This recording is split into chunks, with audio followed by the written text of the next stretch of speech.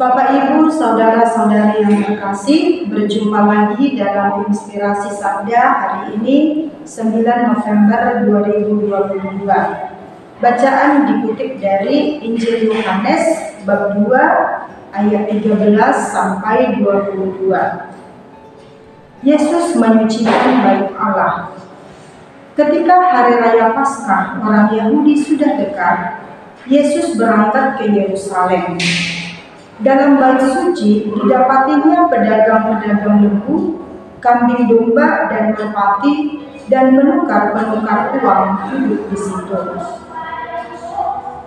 Ia membuat cambuk dari tali, lalu mengusir mereka semua dari bait suci dengan semua kambing domba dan lembu mereka. Uang penukar-penukar dihamburkannya ke tanah, dan meja-meja mereka dibalikkannya.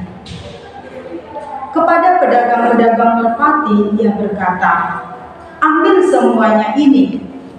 Jangan kamu membuat rumah Bapakku menjadi tempat berjualan." Maka teringatlah murid-muridnya bahwa ada tertulis, "Cinta untuk rumahmu menghanguskan aku." Orang-orang Yahudi menantang Yesus, katanya, "Tanda apakah yang dapat engkau tunjukkan kepada kami bahwa engkau berhak bertindak demikian?" Jawab Yesus kepada mereka, "Rombak bait Allah ini, dan dalam 3 hari aku akan mendirikannya kembali." Lalu kata orang Yahudi kepadanya, 40 tahun orang Yahudi mendirikan bait Allah ini, dan engkau dapat membangunnya dalam 3 hari? Tetapi yang dimaksudkannya dengan bait Allah ialah tubuhnya sendiri. Kemudian sesudah ia bangkit dari antara orang mati, barulah teringat oleh murid-muridnya bahwa hal itu telah dikatakannya, dan mereka pun percaya akan kitab suci dan akan perkataan yang telah diucapkan Yesus. Demikianlah Injil Tuhan. Terpujilah Kristus. Bapak, Ibu, Saudara-saudari yang terkasih, pada hari ini kita merayakan pesta pemberkatan gereja Basilik Lateran. Basilik Agung ini didirikan oleh Kaisar Konstantinus Agung pada tahun 324.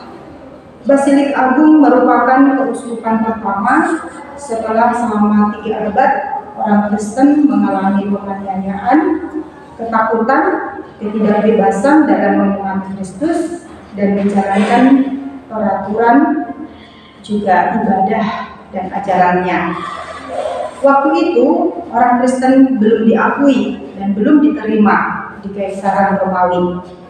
Baru setelah abad 3, yakni sekitar tahun 313, mereka diterima dan boleh dengan bebas menganut kepercayaannya. Bapak, Ibu, Saudara-saudari yang terkasih, di zaman modern dan terutama di negara kita tercinta ini, hak untuk memeluk suatu agama dan menjalankan keyakinan agama sudah dijamin kebebasannya oleh negara. Nah, artinya semua orang diberikan kebebasan untuk menganut dan menjalankan agamanya.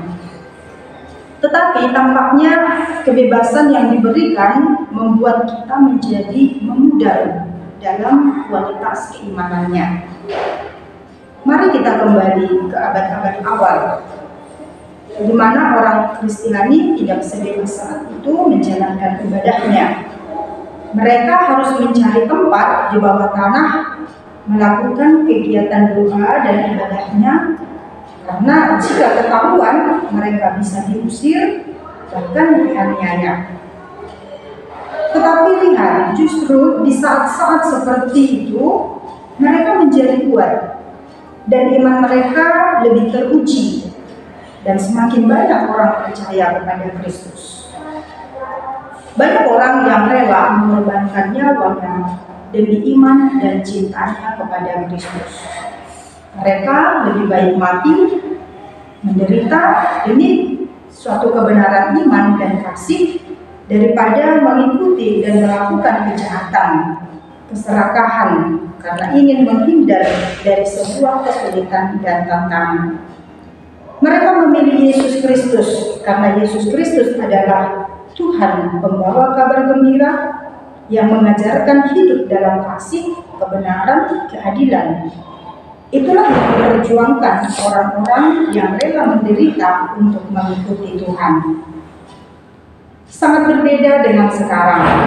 Semakin kebebasan itu diberikan, kualitas iman semakin lemah dan tak ada daya juang. Lalu bagaimana? Apakah kita harus kembali ke zaman dahulu? Saya kira tidaklah demikian.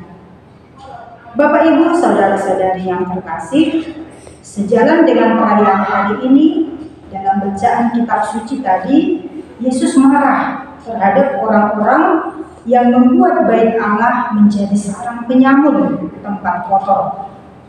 Yang mana bait Allah itu seharusnya menjadi tempat orang-orang bertemu dengan Allah, menyembah Allah yang suci dan mulia. Sebetulnya Yesus mau mengkritik orang-orang yang tampaknya orang suci, pendoa, dan pengajar Taurat Tuhan, tetapi sebetulnya hatinya kotor dan tak memiliki kasih kepada sesamanya. Maka ketika Yesus mengobrak-abrik jualan di bait Allah, orang Farisi marah dan bertanya, "Siapa engkau sehingga engkau berbuat demikian?" Yesus menjawab, "Rombak bait Allah ini dan dalam 3 hari aku akan membangunnya kembali." Wah, tentulah orang Farisi dan orang-orang yang sangat dekat dengan bait Allah marah dan terhentak dengan pernyataannya. Bagaimana Anda mengatakan dalam 3 hari Anda bisa membangunnya? Kamu tahu, orang-orang begitu lama membangun atau mendirikan bait Allah ini. Kok Anda bisa berkata demikian? Mereka berkata demikian karena mereka tidak tahu siapa Yesus. Secara implisit Yesus mau menyampaikan bahwa yang dimaksudkan adalah dirinya yang melalui wafat dan kebangkitannya akan mendirikan baitnya, yakni gerejanya. Di dalam gerejanya Tuhan selalu hadir untuk tetap menyertai dan menguduskan orang-orang yang percaya kepadanya. Bapak, Ibu, saudara-saudari yang terkasih, bait Allah setiap orang Kristiani pertama-tama adalah hatinya. Hatinya yang selalu bersekutu dengan Allah. Gereja sebagai gedung dapat saja runtuh dan diganti bangunan baru. Tetapi hati menjadi bait Allah, tempat Allah membisikkan kasih dan kebaikannya, hendaknya tetap dipelihara. Kebersihan hati tetaplah diusahakan, dilestarikan dan dipelihara. Apalagi dalam dunia yang penuh dengan kenikmatan ini, sadar atau tidak sadar, kita ini telah diarahkan dan diajak kepada kebohongan, ketidakadilan, kepentingan diri sendiri, dan kenikmatan badani dan materi.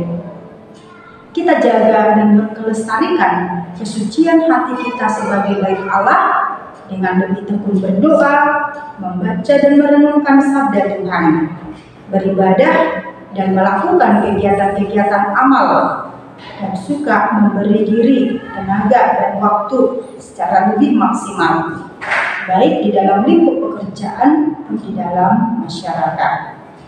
Kita orang-orang yang dibangun dan hidup dalam Kristus sebagai kepala kita, hendaknya kita dapat menampilkan diri sebagai orang yang percaya kepada Kristus, yakni lebih suka memberi daripada menerima. Tuhan Yesus mengatakan, "Aku datang bukan untuk dilayani, melainkan untuk melayani." Bapak, Ibu, saudara-saudari yang terkasih, sediakanlah tempat suci bagi Tuhan yang di dalam hatimu. Semoga. Amin.